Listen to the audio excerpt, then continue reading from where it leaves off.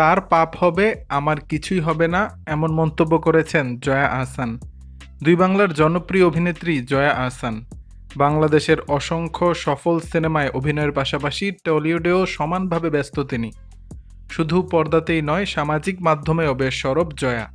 নিজের নানান মুহূর্ত ও ছবি প্রায়ই ভাগ করে নেন ভক্তদের সঙ্গে। তবে সামাজিক মাধ্যমে সক্রিয় থাকার কারণে কখনো কখনো বুলিংয়ের মুখেও পড়তে হয় এই অভিনেত্রীকে।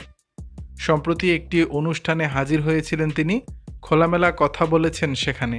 বুলিং প্রসঙ্গে জয়া আহসান বলেন, সামাজিক মাধ্যমে কমেন্ট বক্স আমার সেভাবে পড়া হয় না, তবে যখন পড়ি খারাপ লাগে সেসব মানুষের জন্য যারা পৃথিবীতে একটা অশোভন কমেন্ট রেখে যাচ্ছে, যারা বাজে কথা ছড়িয়ে আনন্দ পান।